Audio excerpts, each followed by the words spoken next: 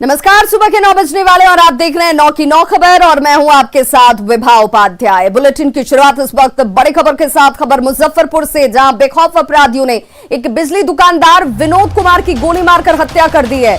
बिजली दुकानदार की गोली मारकर हत्या की इस घटना के बाद हड़कंप मच गया है।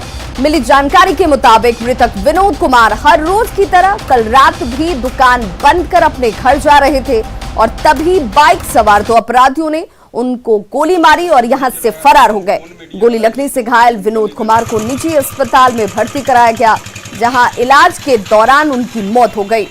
प्रॉपर्टी डीलिंग की वजह से हत्या की आशंका फिलहाल जाहिर की जा रही है। वहीं इस पूरी घटना के बाद पुलिस हत्यारों की गिरफ्तारी में कई जगहों पर छापेमारी कर रही है।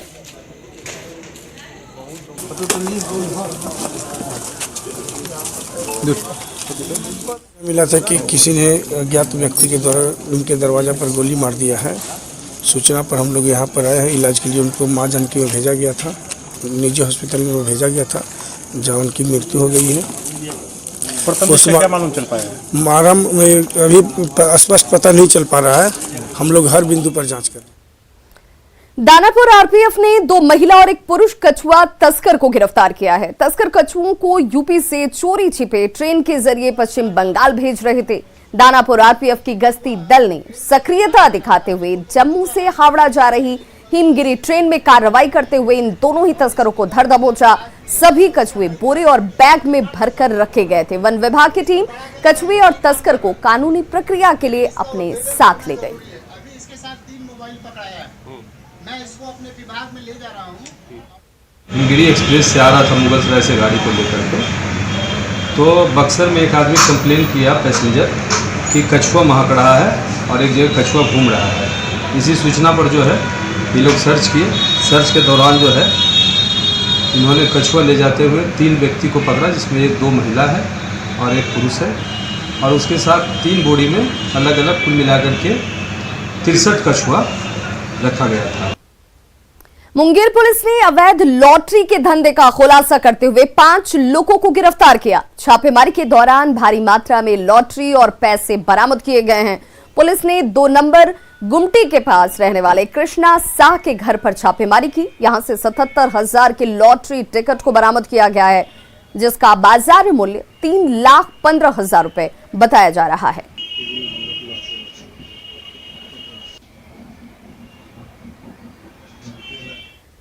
कोरोना से बचाव के लिए मास्क और सोशल डिस्टेंसिंग बेहद जरूरी है और न्यूज 18 भी लगातार आपसे अपील कर रहा है कि मास्क का प्रयोग जरूर करें। आवश्यक सूचना, देश में कोरोना के मामले फिर बढ़ रहे हैं। होली नजदीक है और दूसरे राज्यों से लोग अपने घरों तक पहुंच रहे हैं। ऐसे में बढ़ते मामले को देखते हुए सावधानी बेहद जरूरी है। 2 गज की दूरी और मास्क हमें कोरोना से बचाने में मददगार है। सरकार की गाइडलाइंस और तय नियमों का पालन करेंगे तो कोरोना से बचे रहेंगे, क्योंकि सावधानी ही बचाव है। तो बिहार में कोरोना मरीजों की संख्या में लगातार बढ़ोतरी हो रही है। 24 घंटे की बात की जाए तो 88 कोरोना के नए मामले सामने आ चुके हैं और पिछले 10 दिनों की बात की जाए और ऐसे में इन 10 दिनों के क्या कुछ आंकड़े हैं ग्राफिक्स के जरिए आपके टीवी स्क्रीन पर। 11 मार्च को जो संक्रमितों की संख्या थी वो 45 दर्ज की गई। वहीं 12 मार्च को ये संख्या 28 रही, 13 मार्च को 38 होती है, 14 मार्च को ये संख्या 50 तक पहुंच गई।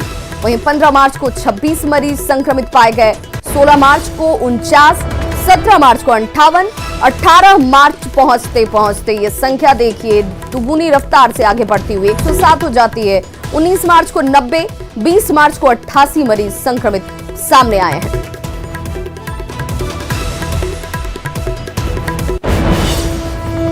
मुंगेर के रामनगर पंचायत के चंदनपुरा मोहल्ले को माइक्रो कंटेनमेंट जोन बनाया गया है। यहां कोरोना के 7 मरीज मिले हैं और ये बताया जा रहा है कि पिछले दिनों हरियाणा से एक शख्स घर लौटा और वो कोरोना पॉजिटिव था, लेकिन उसने जांच नहीं कराई और इस वजह से परिवार के 4 अन्य सदस्य भी कोरोना पॉजिटिव हो गए।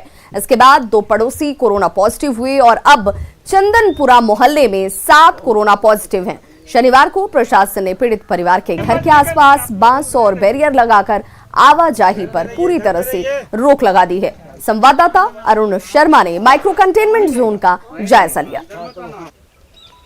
जिले में कोविड ने अपना पांव पुनः फैलाना चालू किया है। आप देख सकते हैं कि मैं इस समय रामनगर पंचायत के वार्ड संख्या 13 में हूँ। यहाँ पे 6 लोग जो है वो कोविड पॉजिटिव पाए गए थे।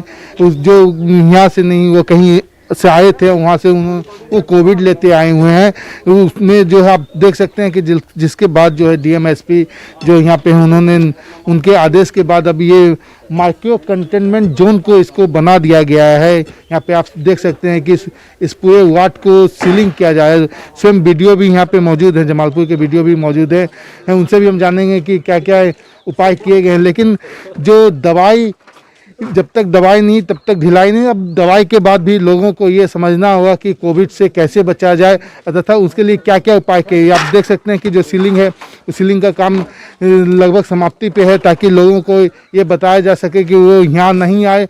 लगभग 14 दिनों का ये सीलिंग होगा, उसके बाद ही ये कंटेनमेंट जोन को फिर ख़त्म किया जाएगा। लगभग 46 लोगों का उसके बाद भी जाँच किया गया था, तो 6 लोग जो है पॉजिटिव मिले। साथ में वीडियो जो है उनसे ही हम जानेंगे कि क्या मामला था, कितने लोग पॉजिटिव थे, कहाँ से आए थे, क्या बताएंगे। अभी विभाग के निर्देशानुसार हमारे बिहार में जो भी बाहरी राज्यों से जो ज़्यादातर इस रोग से अभी ग्रसित हो रहे हैं, तो वहाँ से जो प्रवासी लोग आ रहे हैं उनमें संक्रमण की संभावना ज़्यादा हो रही है। तो हरियाणा से मतलब एक व्यक्ति आए थे, तो उनका टेस्ट कराया गया था। टेस्ट के बाद वो मतलब संक्रमित पाए गए थे।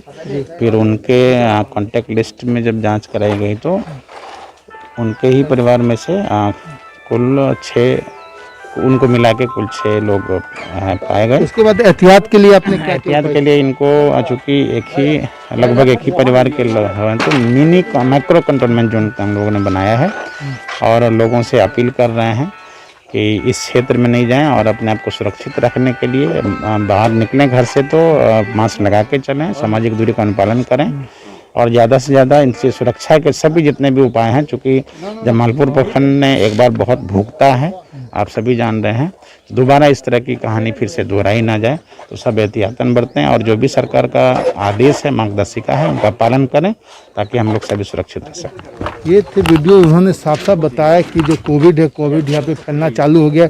जमालपुर जो यहाँ का काफ़ी वहाँ पे कोविड फैल गया था, उसके बाद से पुनः उस पर काबू पाया गया, लेकिन अब वो हाल पुनः ना हो इसके लिए काफ़ी एहतियात बरतने की आवश्यकता है। अरुण शर्मा, न्यूज़ 18 मुंगेर। कोरोना के नए स्ट्रेन के बाद सबसे ज्यादा परेशान कोई है तो वो है पेरेंट्स। सरकार के निर्देश के बाद कि हर रोज स्कूल खुले रहेंगे, उनकी मुसीबतें और ज्यादा बढ़ गई हैं। पेरेंट्स का कहना है कि स्कूल भेजना भी जरूरी है और कोरोना से बचाव भी। ऐसे में उनके बीच काफी कंफ्यूजन है। चिंता इस बात की भी कि क्योंकि पिछले साल कोरोना की वजह से उनके बच्चों की पढ़ाई पूरी तरह से चौपट हो गई, अगर इस बार भी ऐसा ही कुछ होगा तो उनकी पढ़ाई का क्या होगा, इसे लेकर इस वक्त पेरेंट्स परेशान हैं। नए स्ट्रेन के बाद सबसे ज्यादा परेशानी उन बच्चों को है जो फिर से स्कूल जाना शुरू किए हैं। साथ में जो उनके पेरेंट्स हैं उनकी भी चिंता बढ़ने लगी है, क्योंकि सरकार ने ये कहा है कि स्कूल खुले रहेंगे।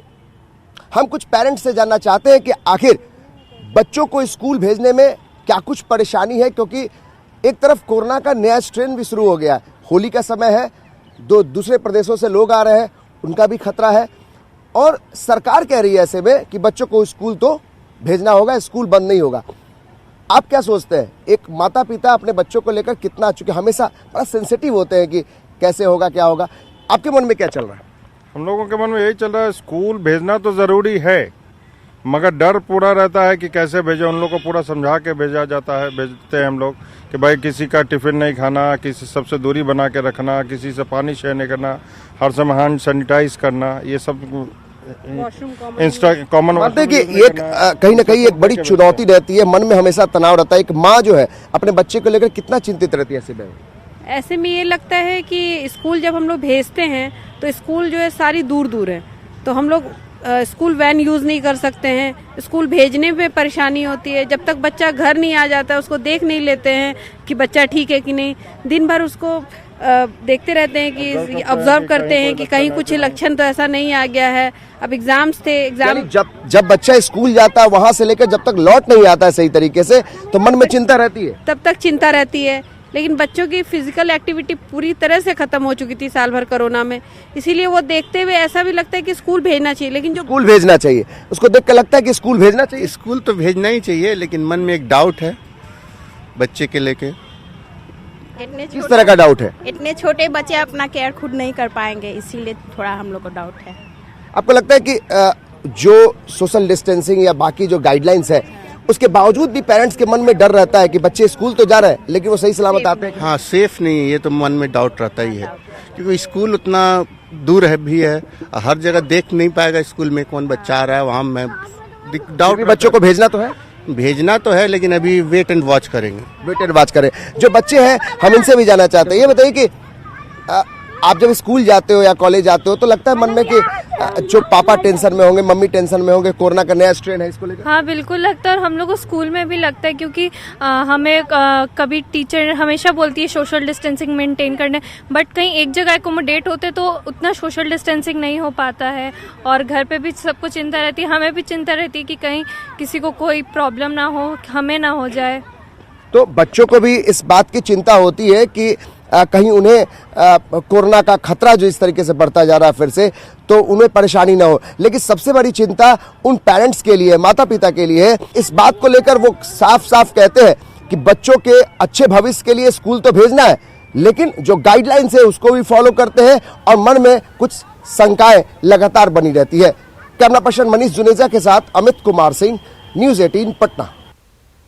कोरोना जांच के नाम पर बढ़ती जा रही लापरवाही भारी पड़ सकती है, ये इसलिए हम कह रहे हैं क्योंकि झारखंड में भी कोरोना के मामले तेजी से बढ़ रहे हैं। शनिवार को झारखंड में 123 नए संक्रमित मरीज सामने आ गए, जिसमें रांची से ही 57 लोग संक्रमित मिले हैं। राज्य भर में कल 12,222 सैंपल्स की जांच की गई, इसमें केवल रांची में ही 1,403 सैंपल की जांच हुई। अभी राज्य में कोरोना के 722 एक्टिव केस हैं, जिनमें केवल रांची में ही 387 संक्रमित हैं। और ऐसे में पिछले 5 दिनों के आंकड़ों की अगर बात की जाए, इस पर अगर नजर डाला जाए तो 20 मार्च को झारखंड में कोरोना के 123 नए केस सामने आए हैं। वहीं 19 मार्च को ये आंकड़ा 105 का था, 18 मार्च को 97, 17 मार्च को 82 और 16 मार्च को 76। देखिए, ये तारीख दर तारीख ये आंकड़ा जो है संक्रमितों का वो बढ़ता हुआ, और ऐसे में परेशानी लोगों की भी बढ़ती हुई, पेरेंट्स की परेशानी बढ़ी हुई है। लेकिन इस बीच आपके पास जो उपाय है, जो रास्ता है, वो है सोशल डिस्टेंसिंग का पालन करना, मास्क का इस्तेमाल करना।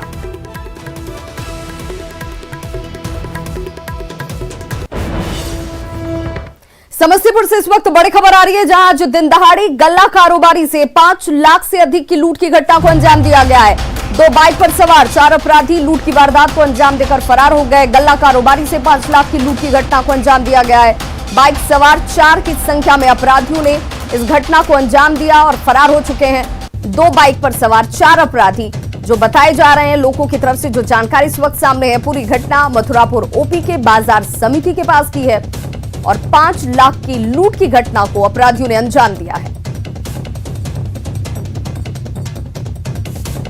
ब्रेक के बाद एक बार फिर से आप सभी का बहुत स्वागत है। मुख्यमंत्री नीतीश कुमार आज छपरा के पानापुर पहुंचेंगे, जहां वे सारण तटबंध का निरीक्षण करने वाले हैं। सारण तटबंध टूटने की वजह से बीते साल छपरा समेत कई जिलों में बाढ़ ने कहर बरपा रखा था, लिहाजा इस तटबंध की सुरक्षा को लेकर सरकार अभी से बेहद गंभीर नजर आ रही है, और मुख्यमंत्री नीतीश कुमार के इस दौरे से लोगों को काफी उम्मीदें भी हैं। सबसे पहले नीतीश कुमार गोपालगंज जाएंगे, जहां से वापस लौटने के क्रम में छपरा में लगभग दोपहर 1 बजे नीतीश कुमार पानापुर पहुंचेंगे। नीतीश कुमार के इस दौरे को लेकर कार्यकर्ताओं में भी जबरदस्त उत्साह नजर आ रहा है।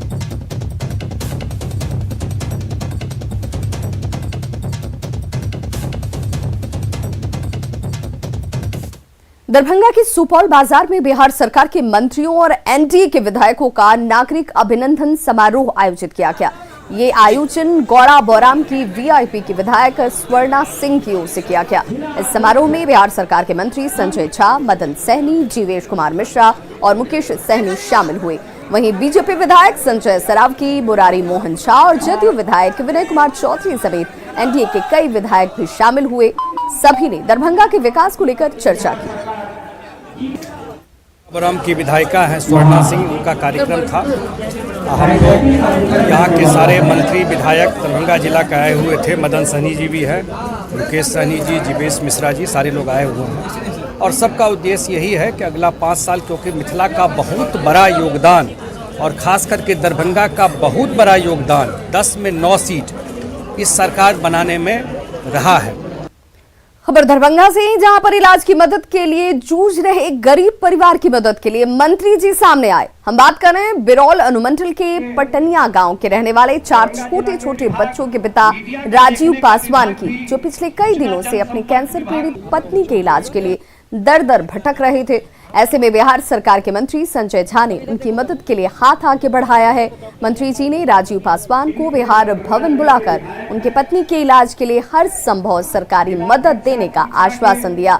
मंत्री के इस आश्वासन के बाद राजीव पासवान और उनका पूरा परिवार बेहद खुश है। राजीव पासवान ने जल्द ही पत्नी के ठीक होने की उम्मीद जताई। सर, मेरी पत्नी बीमार है और मैंने जो है दरभंगा, पटना सारी जगह दिखाया, बहुत सारे CT स्कैन MRI करवाया, तो ब्रेन में सूजन बता रहा था। यहाँ मंत्री सब आए थे, तो हमने सोचा जो मदद मिल जाएगा। हमारे पास जो भी कुछ था, 2-4 दौर घरारी सब कुछ बेच दिए। संजय झा भी बोले हैं जो आए हम भर्ती करा देंगे। अभी नहीं, ये पेशेंट है, इसको रेफर कर दिया है। मैं सबसे पहले नंबर 1 प्रायोरिटी देता हूँ।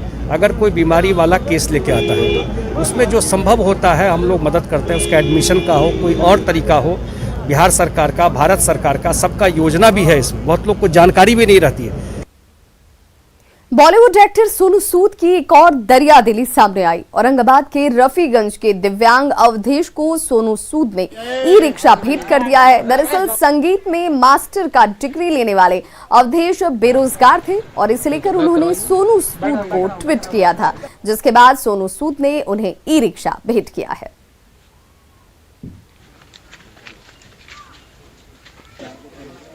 था और सोनू सब के पास जैसे ही मेरा ट्यूटर गए प्रदीप द्विवेदी, उस तरह से मेरा समस्या को देखते हुए उन्होंने कहे कि बेरोजगार इतना पढ़े लिखे हैं, प्रभाकर के डिग्री ले चुके हैं भी, क्या बोलते हैं मास्टर डिग्री भी ले चुके हैं म्यूजिक से, तो उनको राह नहीं गया। इसलिए मेरा ये कहें कि एक मैं अपने रूप से देता हूँ कि क्या खुद कमाओ, खुद घर चलाओ।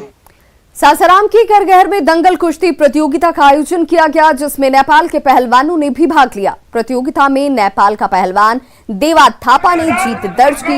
यहां पर हर साल दंगल प्रतियोगिता का आयोजन किया जाता है। इस साल भी इस प्रतियोगिता में बिहार के अलावा कई राज्यों के भी पहलवानों ने और प्रतिभागियों ने हिस्सा लिया और जमकर एक दूसरे को पटखनी देते हुए नजर आए।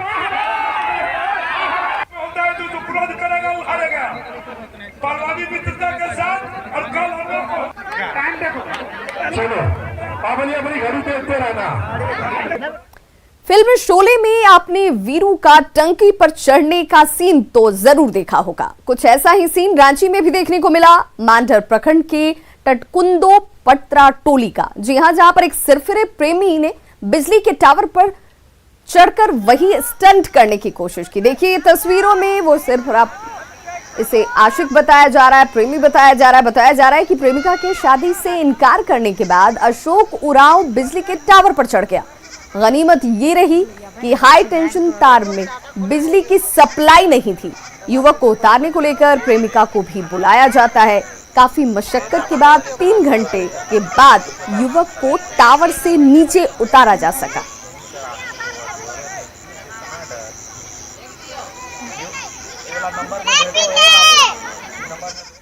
सरायकेला के सीतारामपुर डैम से 20 किलो की कतला मछली मिली है। 70 एकड़ में फैले डैम में 7 गांवों के ग्रामीणों के मत्स्य जीवी समिति की तरफ से मछली पालन किया जा रहा है।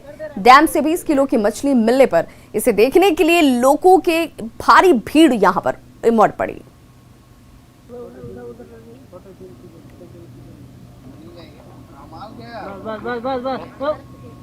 घुमा दीजिए।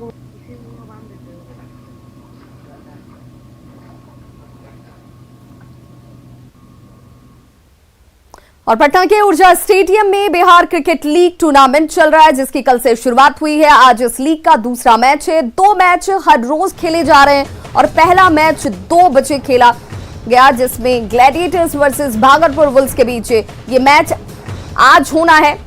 वहीं दूसरा मैच अंगिका एवेंजर्स और दरभंगा डायमंड्स की 6 बजे भिड़ंत के तौर पर दर्शकों को देखने को हासिल होंगी।